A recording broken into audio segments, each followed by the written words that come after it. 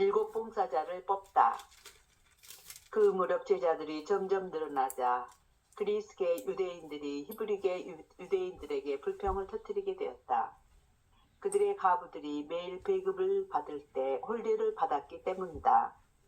그래서 12 사도가 제자들의 공동체를 불러 모아 말하였다. 우리가 하느님의 말씀을 제쳐놓고 식탁 봉사를 하는 것은 바람직하지 않습니다.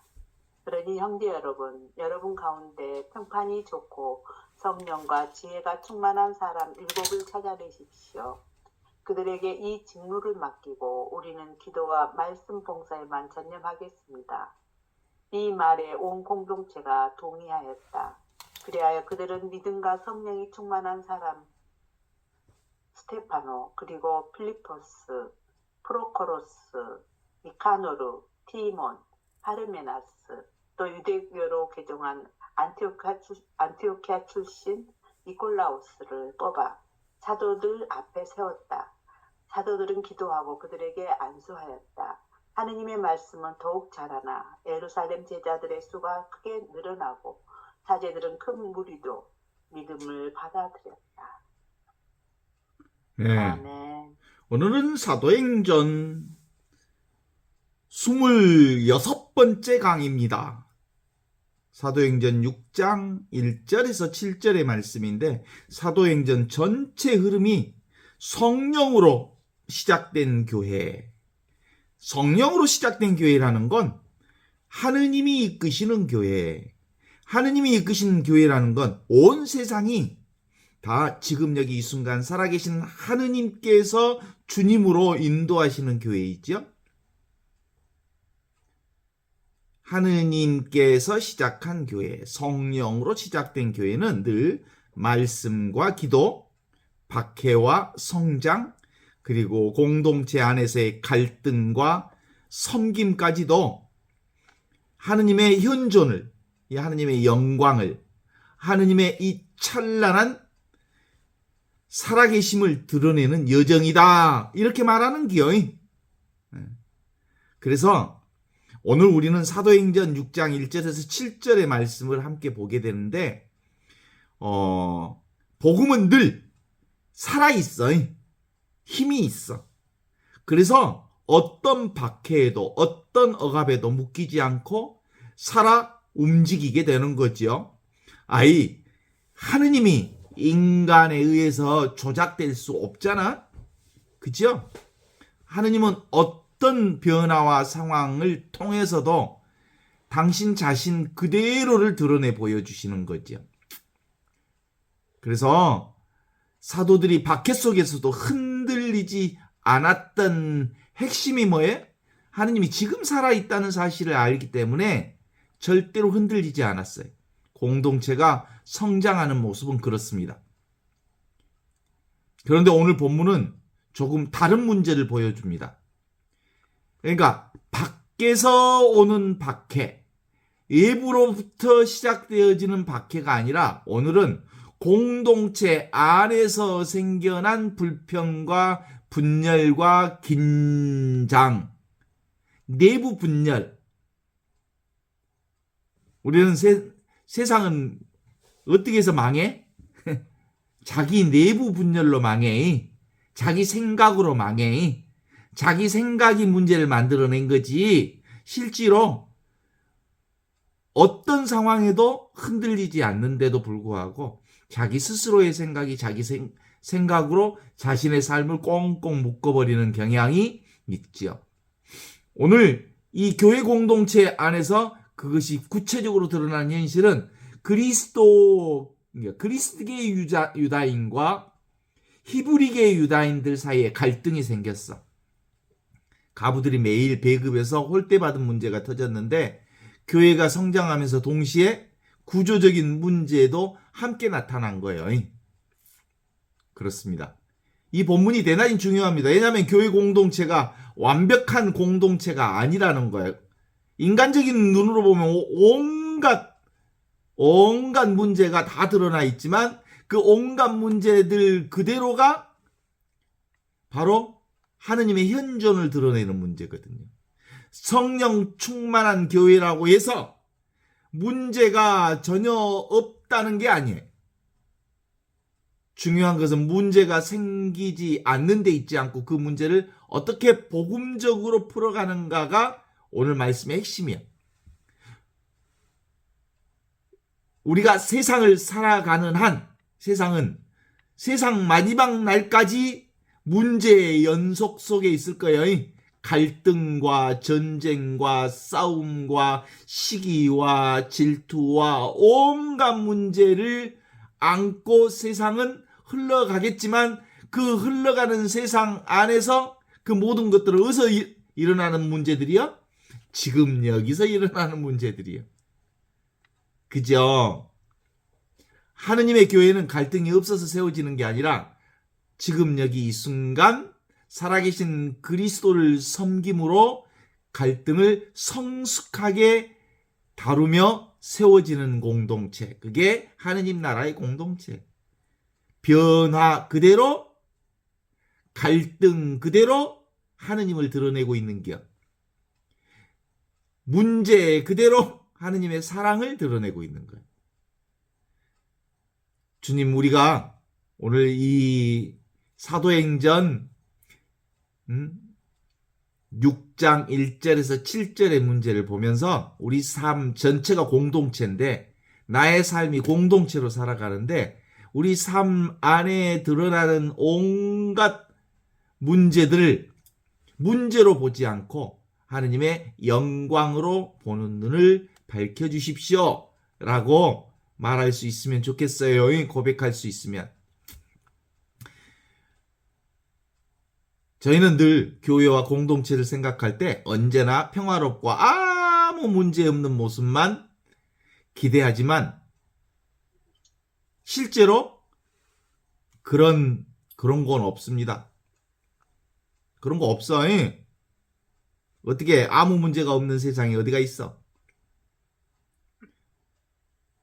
오늘 초대교회의 말씀을 통해 문제 자체보다 그 문제를 대하는 믿음의 태도가 더 중요한.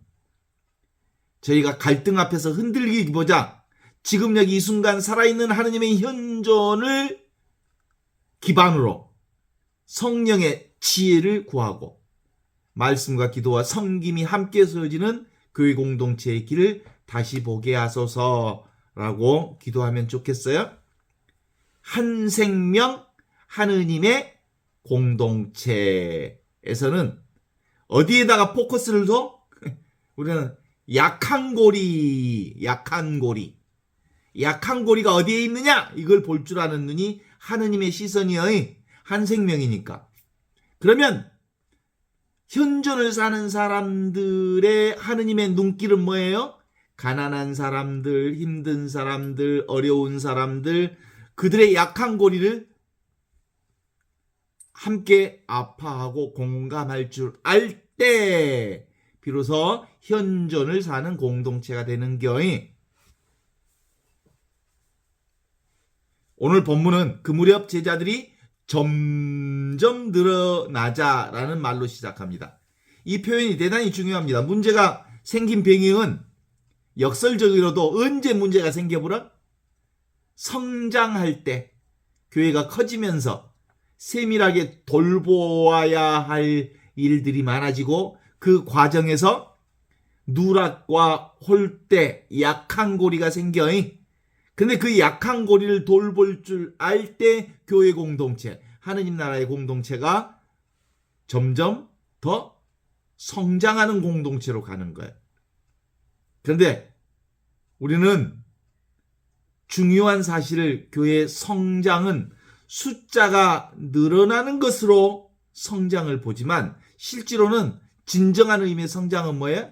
가난하고 끊어지기 쉬운 약한 고리를 돌볼 줄 아는 한 생명 공동체로 갈 때 그 교회는 살아있는 공동체가 되는 경이 더 복잡하고 사람이 많아질수록 체계가 필요하고 돌봄이 더 정교해져야 되고 보이지 않는 약자에 대해서 더 민감하게 살펴야 합니다. 성장만 있고 돌봄이 따라가지 못하면 공동체 안에 금이 가기 시작하지요. 초대 교회는 현실을 숨기지 않았습니다. 우리는 성령 충만하니까 문제가 없다라고 덮지 않았습니다. 오히려 문제를 직면하고 공동체 전체를 불러 모아 함께 해결하는 길을 찾는 것입니다. 여기서 공동체, 교회 그러면 꼭 사람이 모인 공동체만을 얘기하는 게 아니에요. 내 안에 내 존재 자체가 공동체예요. 그러니까 내 안에 약한 고리가 뭔지를 볼 줄 아는 눈이 있어야 돼. 내 안에 약한 고리를 돌볼 줄 알아야 된다고. 그래야 기본적으로 건강한 생명으로 살아갈 수 있죠. 영적 생명이든 육적 생명이든 그리고 공동체든 늘 약한 고리, 거기 끊어지면 안 돼. 약한 고리를 돌보는 눈. 이 본문은 그리스도계 유다인들이 히브리계 유다인들에 대해서 불평을 터뜨렸다고 말합니다. 이 단순한 감정 다툼이 아닙니다. 언어와 문화와 생활 배경이 서로 다른 집단 사이에 실제적인 차별 경험이 생겨난 거죠. 가부들이 매일 배급해서 홀대받았다는 것은 교회 안에 가장 약한 고리가 소외되었다는 뜻이거든요. 과부는 당시 사회에서 매우 취약한 존재였습니다. 경제적인 기반도 약했고 또 사회복지 보호망도 약했습니다. 그래서 그들이 홀대받았다는 것은 단지 행정 차원이 아니라 공동체 사랑이 가장 필요한 자리에 구멍이 생겼다는 뜻이거든요. 교회는 바로 이 지점에서 시험을 받습니다. 가장 힘 있는 사람들이 아니라 가장 약한 사람이 제대로 돌봄받고 있는가가 진짜 교회인가의 진짜 교회의 건강성을 보여주는 거죠. 우리 자신도 늘 나의 약한 고리, 우리 공동체의 약한 고리, 누가 보이지 않게 소외되고 있는가, 누가 말이 작아서 관계가 약해서 문화가 다르다는 이유로 뒤로 밀려나는가. 교회는 중심에 있는 사람만 만족시키는 게 아니라 가장 약한 사람까지 품을 때 비로소 주님의 몸답게 되는 거거든요. 우리는 흔히 수많은 사건과 감정과 생각의 흐름을 이해합니다. 그쵸? 기쁨이 일어났다가 사라지고 슬픔이 스쳐가고 수많은 생각들이 머릿속에 쑥쑥쑥쑥쑥쑥 지나갑니다. 모든 변화의 흐름 속에서 우리는 그것이 나라고 여기며 살아가죠. 그러나 조금만 들여다보면 그 모든 것은 끊임없이 변화하는 현상일 뿐 그 자체로 고정된 실체가 아님을 알아차릴 수 있습니다. 바로 그 지점에서 오래된 영적 전통을 통해서 우리는 오직 공동체, 교회, 그리스도뿐이라는 가르침을 조용히 빛을 발하게 됩니다. 그러니까 과거, 현재, 미래 모두가 그리스도와 함께 그리스도 안에서 그리스도를 통하여 성령과 하나된 지금 여기 이 현존일 뿐이다. 이런 얘기거든요. 이 말은 우리가 보고 듣고 느끼는 모든 세계가 어떤 객관적인 실체로서 독립적으로 존재해야 한다기보다는 어때? 마음 안에서 드러나는 어떤 현상이라고 하는 깊은 통찰을 담고 있습니다. 그러니까 지금 한 생명으로 보면 약한 고리가 잘 보이는 거예요. 그죠? 그러나 이 가르침은 단순히 모든 것이 마음이 만든 환상이다라는 식의 관념적인 이해로 머무르지 않습니다. 오히려 그것은 지금 이 순간 직접 확인할 수 있는 살아있는 진실, 내가 경험하는 이 세상이 곧 하느님 나라의 진실인 거거든요. 눈을 들어 주변을 쫙 한번 훑어보십시오. 어떻습니까? 보이는 풍경, 그리고 들리는 소리, 몸의 감각, 떠오르는 생각, 이 모든 것은 끊임없이 나타났다 사라지고 생겼다 없어지고 피었다 지고, 그런데 이 모든 변화를 알아차리고 있는 이 자리, 그리스도의 자리, 그리스도의 빛은 늘 그 자리에 항상 변화하지 않고 늘 동일하게 지금 여기 현존하고 있어요. 이게 바로 하느님의 생명이에요. 그게 나예요. 그게 하늘 본성이에요. 기쁠 때도, 슬플 때도, 혼란스러울 때도 그 자리에 흔들리지 않습니다. 이 자리에서는 이것이라고 가르치기도 합니다. 설명할 수 없고 개념할 수 없지만 분명히 스스로 드러내고 있는 순수한 알아차림. 그게 교회예요, 교회. 그리스도가 우리의 바위가 되어서 그리스도 위에 세워진 교회는 비바람이 치고 폭풍이 하고 바람이 들쳐도 절대로 무너지지 않는 절대불변의 현존, 지금 살아있는 그리스도가 바로 바위 위에 세워진 교회예요, 교회. 이 지점에서 우리는 아주 중요한 구분을 배우게 됩니다. 하나는 변하는 것들. 변하는 것들은 뭐가 변해? 감정 변하지, 감각 변하지, 생각 변하지, 기억도 변하지, 세상도 변하지, 사람들도 변하지, 나의 삶 전체도 변하지. 이 변하는 것, 늘 변하는 것, 이게 변하는 것이 변하지 않는 하느님을 드러내고 있거든요. 다른 하나는 그걸 비추는 변하지 않는 의식이 있어요. 존재 의식. 그게 바로 현존인 거예요. 늘 비추는 하느님의 현존. 그래서 파도는 물의 형태를 바꿀 뿐 물은 떠나 존재하지 않습니다. 물이 파도를 만드는 거지. 바다가 파도를 만드는 거지. 그죠? 그러니까 우리가 늘 보게 되는 꽃 한 송이, 풀 한 포기 다 뭐예요? 하느님의 생명이죠? 하느님이잖아요, 하느님. 하느님 아닌 게 없어요. 하느님의 본성 아닌 게. 하느님의 본성이 이렇게 활짝 펴 있어. 그런데 꽃 한 송이가 하느님은 아니에요. 하느님의 생명을 드러내고 있지만 꽃 한 송이가 하느님은 아닌 거예요. 그쵸? 하느님의 생명이 피어 있는 거지. 나라고 하는 이 몸뚱아리가 하느님의 생명을 받아서 하느님의 영광을 드러내고 있기는 하지만 하느님 자체는 아니에요. 온 천하가 합해서 하느님의 선을 드러내고 있는 거죠. 마찬가지로 우리의 생각과 감정은 의식 위에서 일어나는 파도와 같죠. 그래서 우리는 그동안 파도에만 집중해서 그것을 나라고 착각해왔지만 실제로 우리의 본질은 그 모든 것을 품고 있는 자리와 같습니다. 그러니까 초대교회에서 그리스도의 유대인과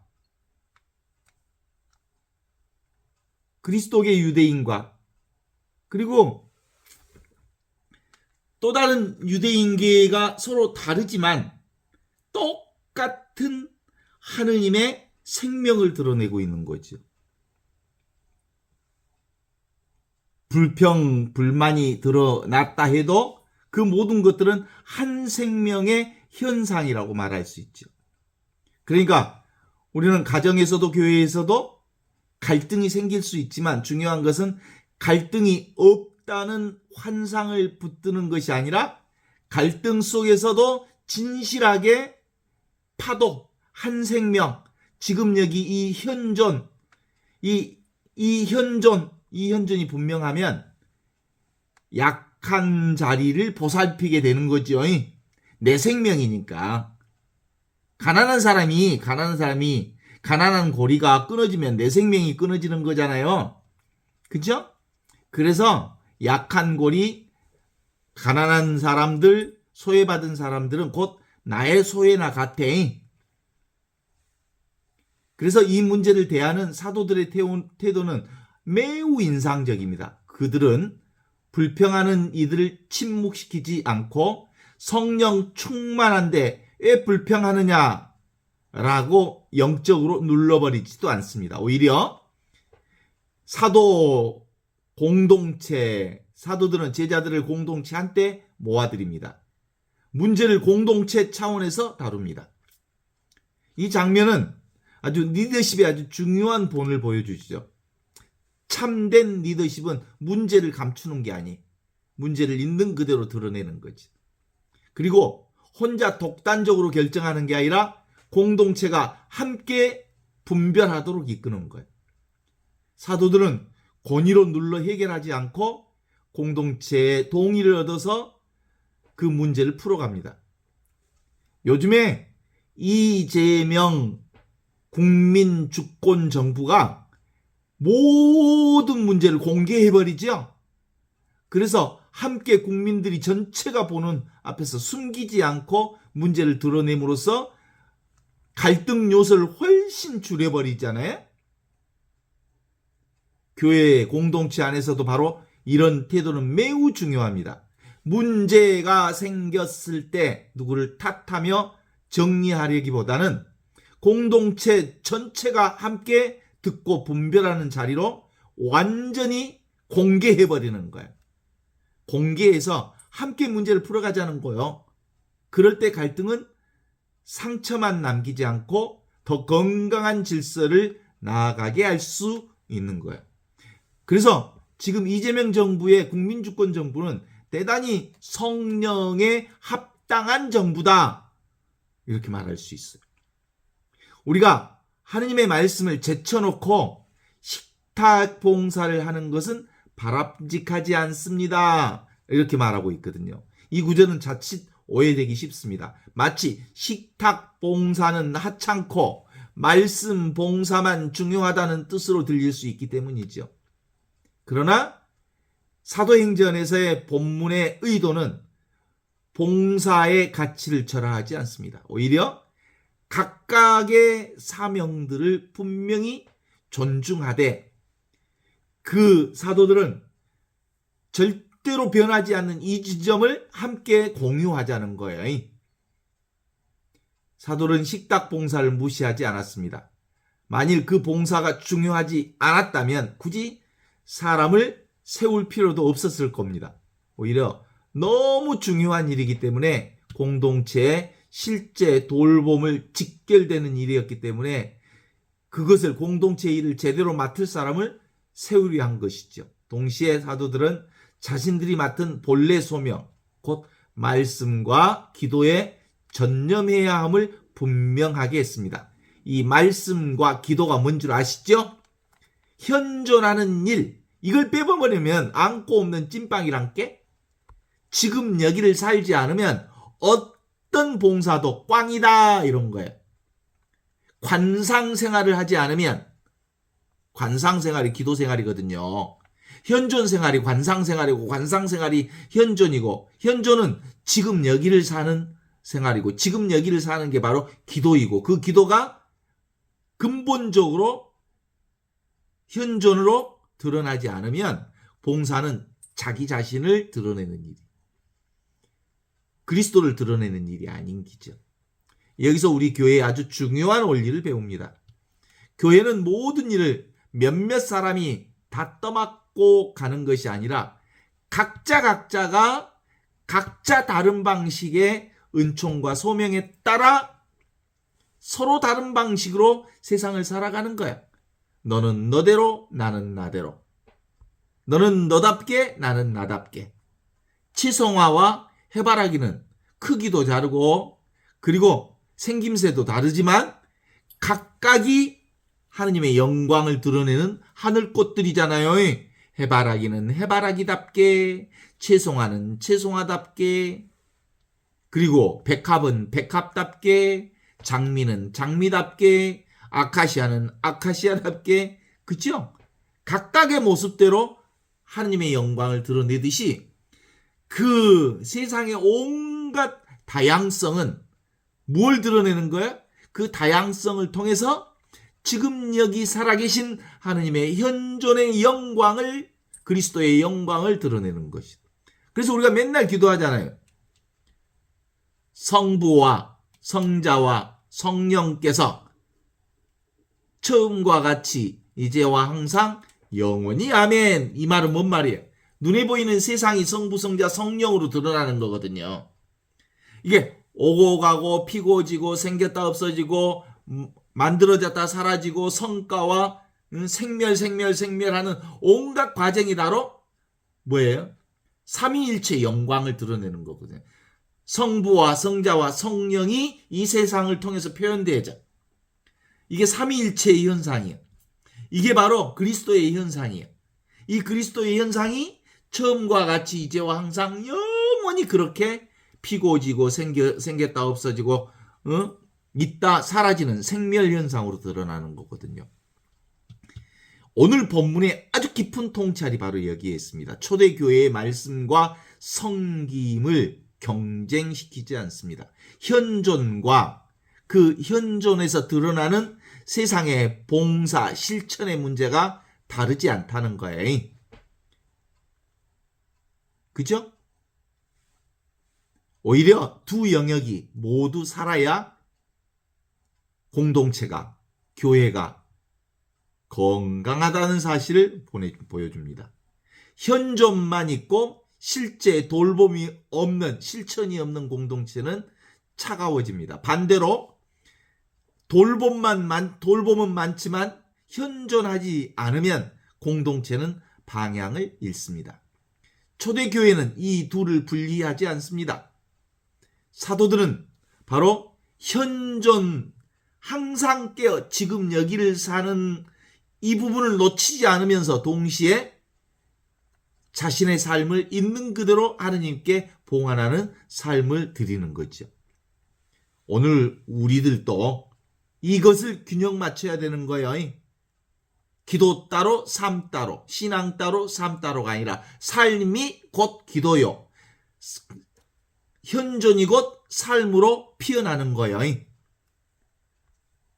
동의하십니까?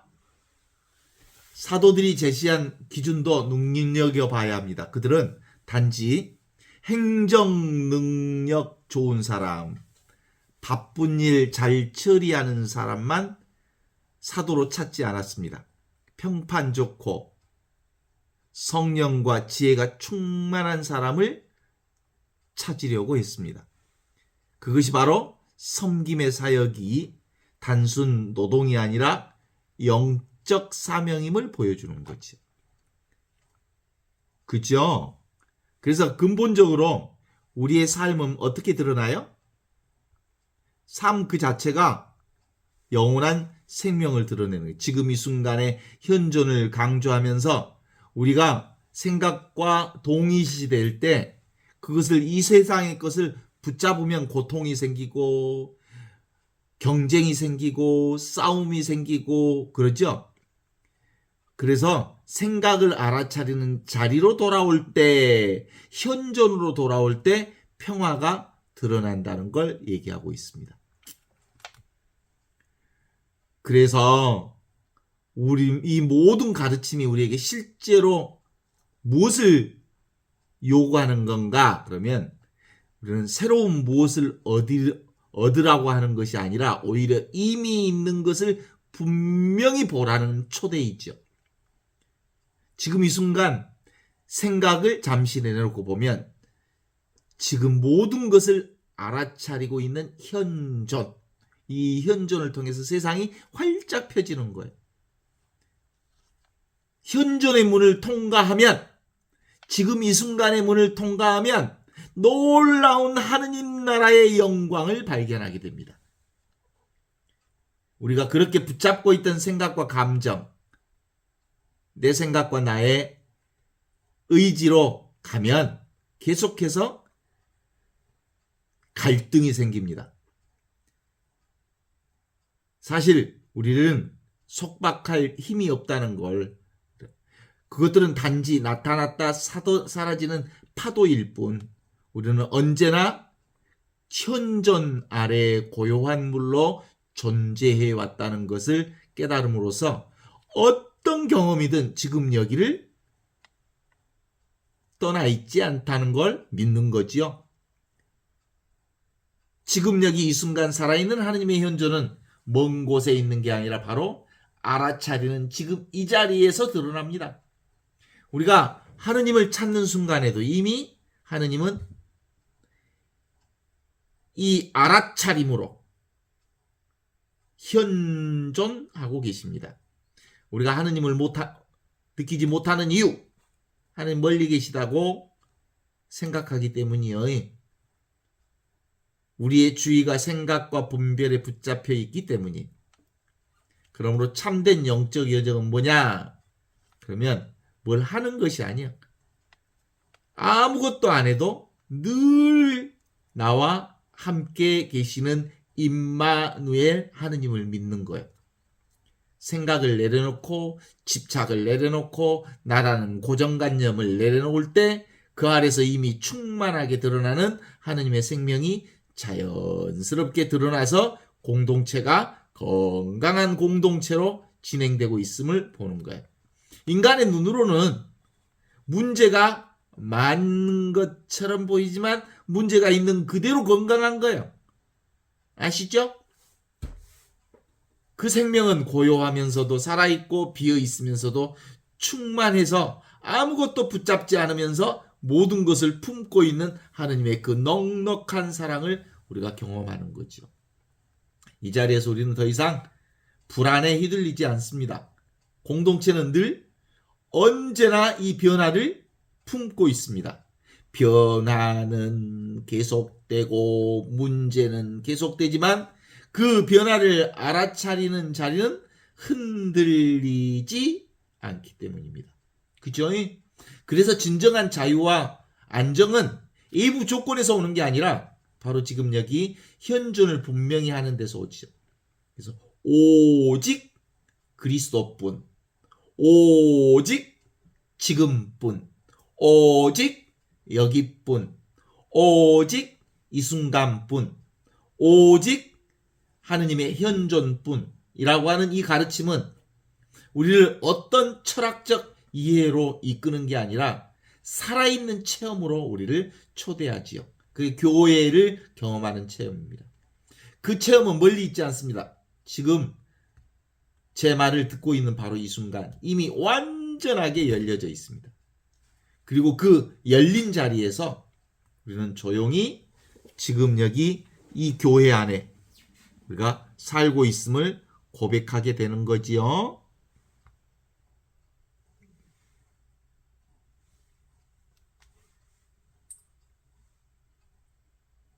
오늘 본문은 사도들의 공동체가 사도들의 말에 동의하고 믿음과 성령이 충만한 스테파노를 비롯한 7사람을 뽑았다고 전하잖아요. 여기서 중요한 것은 공동체의 동의와 참여입니다. 그 결정은 성령께서 결정하신 거고 우리는 그것에 순종하고 받아들이는 거예요. 또 한 가지 눈에 띄는 점은 7사람 이름이 모두 그리스식이라고 하는 사실입니다. 이건 우연이 아닐 가능성이 있습니다. 불평을 제기했던 그리스도계 유다인들의 필요를 더 많이 이해하고 섬길 수 있도록 사도들을 세웠다는 뜻이에요. 이것은 매우 지혜로운 결정입니다. 상처 입은 쪽 목소리를 더 잘 이해할 수 있는 사람으로 사도들을 세웠다는 거예요.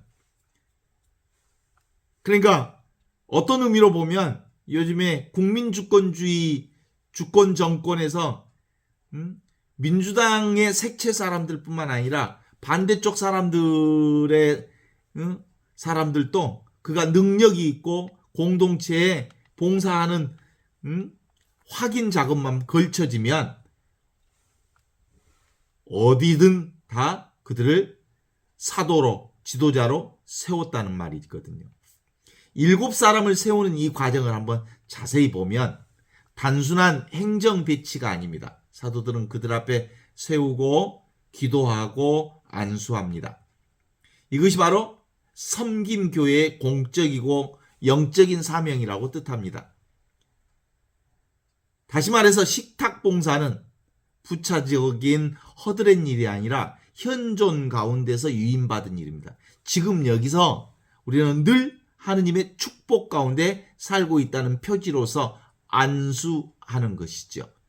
공동체가 사람을 인정하고 함께 책임을 맡기고 하느님의 은총과 권위를 위해 기도하는 행위이죠. 다시 말해서 섬기는 개인의 호의가 아니라 공동체가 함께 세우는 사명이거든요. 교회는 공동체죠. 교회가 바로 나지요. 나는 나 혼자 존재하는 게 아니라 우주 공동체가 나를 통해서 공동체가 살아있음을 아는 거예요.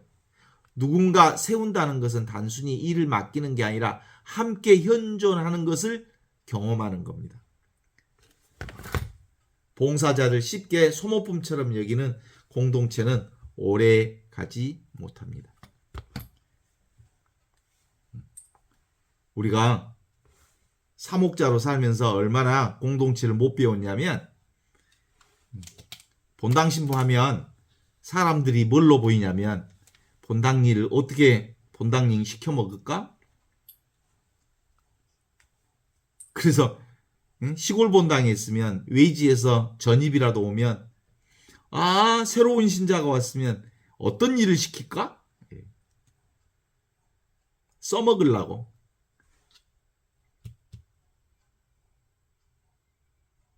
이게 바로 현존하지 못하는 사목자의 태도이죠.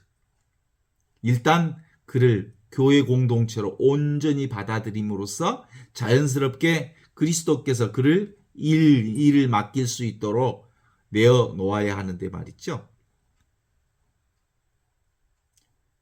본문의 결론은 아주 놀랍습니다. 구조를 정비하고 섬김의 질서를 세웁니다. 하느님의 말씀은, 현존의 말씀은 더욱 자라나서 예루살렘 제자들의 수가 크게 늘어나고 사제들의 큰 무리도 믿음을 받아들였다고 말합니다. 공동체 안의 갈등을 건강하게 해결하는 것이 결국 말씀의 성장으로 이어집니다. 아주 매우 중요한 원리죠. 교회 안에서 실제 문제를 다루는 것은 단지 내부의 안정만을 위한 게 아닙니다. 오히려 현존, 복음의 확장과 직결되어 있습니다. 공동체 안이 계속 삐걱거리면 바깥을 향해 선포도 힘을 잃습니다. 금방 알죠? 내부 안에 갈등이 많으면 얼굴이 먼저 어둡습니다. 교회 공동체가 어두워. 딱 그 사람 봐봐. 닫혀 있으면 얼굴이 어두워. 근데 열려 있으면 얼굴이 밝아.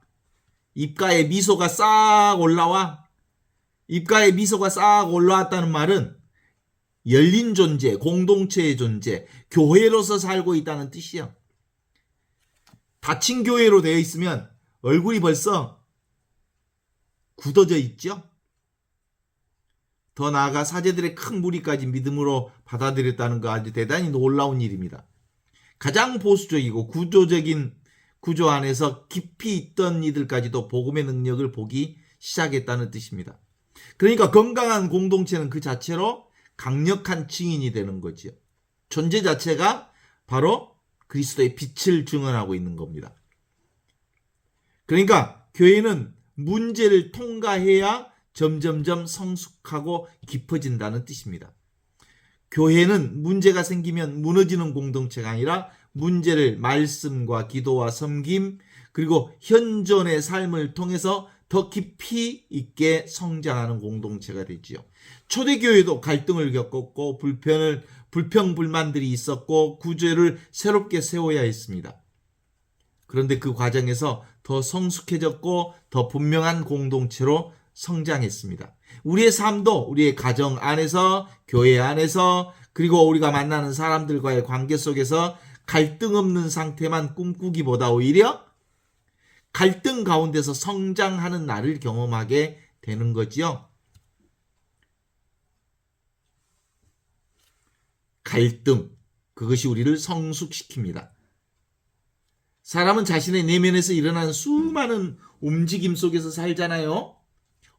어떤 순간에든 이름 모를 주저함이, 갈등이 올라오고 그럴 때 설명하기 어려운 가슴의 울렁거림이 있습니다. 보통 이러한 감정과 반응을 나의 상태로 받아들이고 그 흐름 속에 휩쓸려 살아갑니다. 그러나 한 걸음 더 깊이 들어가면 전혀 다른 차원의 질문이 떠오릅니다. 나의 삶의 갈등, 문제, 여러 가지 출렁거림, 울렁거림, 그 모든 게 하느님의 현존을 드러내고 있는 영광의 표시입니다. 동의하시죠? 살아있다는 표시라니까? 아프다는 것, 살아있다는 걸 증거하는 거라니까요. 우리 안에 끊임없이 변화하는 영역이 있어요.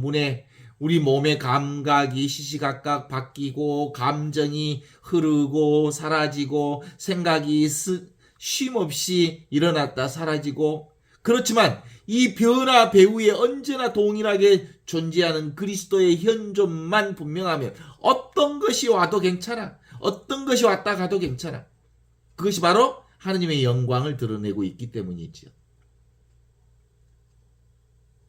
생각이 일어나기 이전부터 이미 있었고 어떤 말로도 붙잡을 수 없지만 너무나도 분명하게 드러나 있는 그리스도, 현존, 순수한 알아차림이 지금 여기 순간 그리스도로 함께 있기 때문이죠.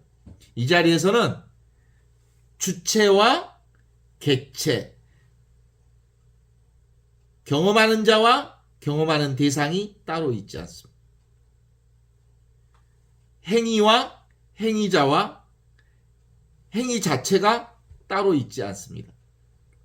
왜냐하면 감정도 생각도 감각도 모두 이 알아차림 안에서 일어나는 하나의 움직임 때문입니다. 마치 파도가 물 위에서 일어나는 것이 아니라 물 자체의 움직임이듯이 말입니다. 파도는 늘 다른 모양과 크기를 가지지만 본질에는 물과 분리될 수 없다는 걸 아는 것처럼 우리 내면에서 일어나는 온갖 갈등과 문제, 괜찮아, 그것이 바로 하느님의 영광을 드러내는 것이어서 잘 들여다보면 그 안에 이미 문제가 있지만 문제가 없음을 알게 되는 거지. 서구 영성가들은 같은 진실을 다른 언어로 얘기합니다. 에카르트 톨레는 우리가 생각과 동일시될 때 고통이 생기고 그 생각을 알아차리는 현존으로 돌아올 때 평화가 드러난다고 말합니다. 서구 영성가 중에 루퍼트 스파라고 하는 사람은 우리가 결국 하나의 방향, 지금 여기 이 순간의 방향을 가리킵니다. 우리가 찾고 있는 것은 새로운 어떤 게 아니라 이미 지금 여기 우리 스스로를 드러내고 있는 의식을 가르친다고 말하고 있습니다. 이게 바로 교회거든요. 교회는 이 의식 속에서 일어나는 거거든요. 이 현존은, 그리스도의 현존은 멀리 있지 않습니다. 미래에 도달해야 할 어떤 상태도 아니고 지금 바로 제 목소리 듣고 있죠? 이게 바로 현존입니다. 하느님은 종종 어떤 대상처럼 찾으려 하면 그런 하느님은 없습니다. 사실이 아니니까. 그럴 수가 없으니까. 그래서 보이는 모든 것보다 더 가까이 느껴지는 모든, 더 깊이 우리 안에 현존하고 있습니다.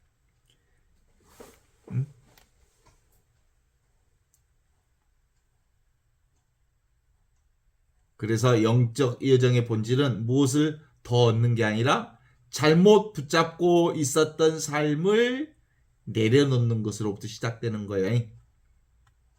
우리 감정에 붙잡히고 생각에 사로잡혀서 어떤 고정된 나로 규정하면서 그것을 몇 분 몇 초만이라도 그걸 붙잡으려고 애쓰는 순간 사실은 흔들릴 수밖에 없습니다.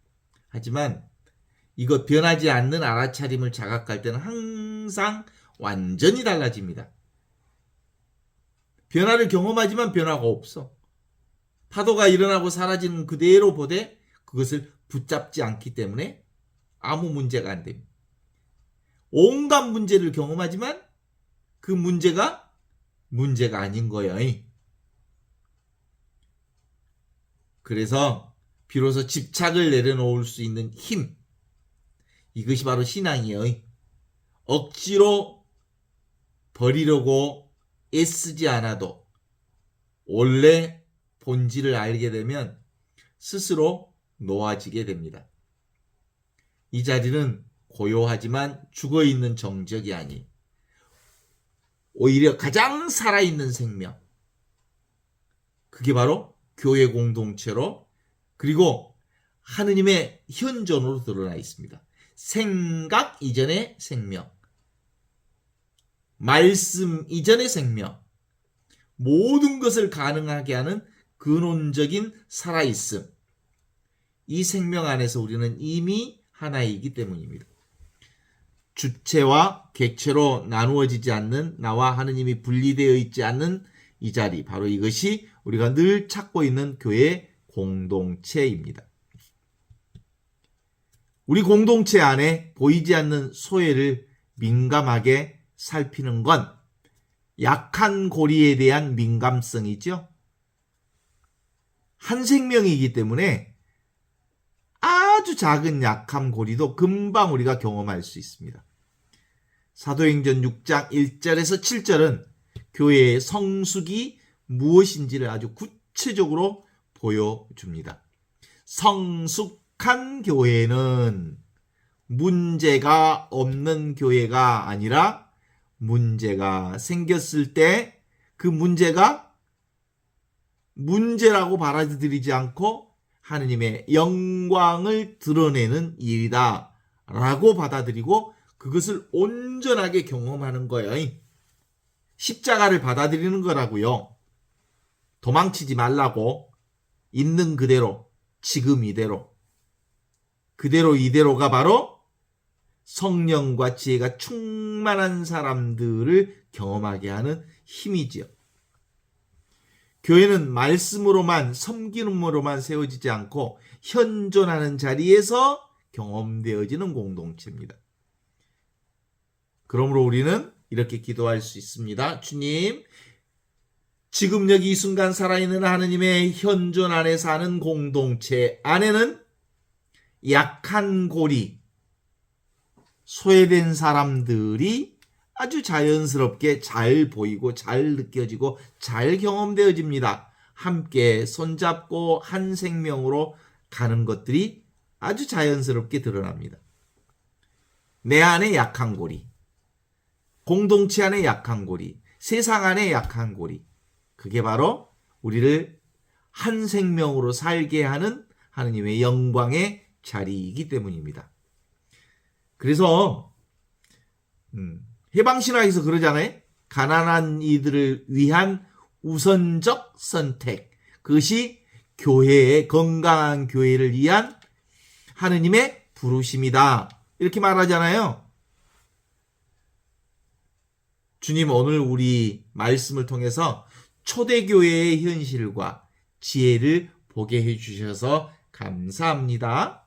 저희도 성장만 꿈꾸면서 약한 고리의 책임을 놓치지 않게 하시고, 겉으로 평화를 보여도 안에서 누군가가 홀대받는 현실을 외면하지 않게 하십시오. 그쵸? 내 자신 안에 약한 고리, 공동체 안에 약한 고리, 저에게 약한 이를 보는 눈을 주시고 갈등을 두려워하기보다 성령의 지혜로 다루게 하셔서 현존 안에서 섬김이 함께 살아있는 공동체가 되게 하십시오. 주님, 우리 가운데 평판이 좋고 성령과 지혜가 충만한 사람들을 세워주십시오. 그래서 각자 맡겨진 자리에서 현존을 충실하게 살아간, 누구도 소외되지 않으면서 모든 사람들이 그리스도 안에서 하나 되는 공동체, 그게 현존하는 공동체의 자기 역할을 사는 거예요. 아시죠?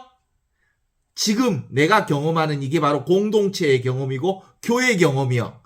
그러니까 나라는 존재가 교회를 살고 있고 공동체를 살고 있고 영원한 생명을 살고 있음을 안다면 우리는 더 이상 먼 길을 떠날 필요가 없어요. 지금 이 순간 알아차림으로 현존으로 돌아오면 충분합니다. 갈등이 올라오고 주저함이 올라올 때도 그것을 알아차리는 이 자리, 이게 교회의 자리, 하느님의 자리, 영원한 생명의 자리입니다. 그곳에 현존 안에 이미 흔들리지 않는 그리스도의 평화가 있습니다. 이미 충만한 생명이 지금 여기 있습니다. 그리고 이 자리에서 우리는 조용히 깨닫습니다. 지금 이 순간 하느님은 어떤 곳에 계시는 게 아니라 바로 지금 살아있는 알아차림으로 이미 나로서, 이미 교회로서, 이미 공동체로서 존재하고 계시다는 것을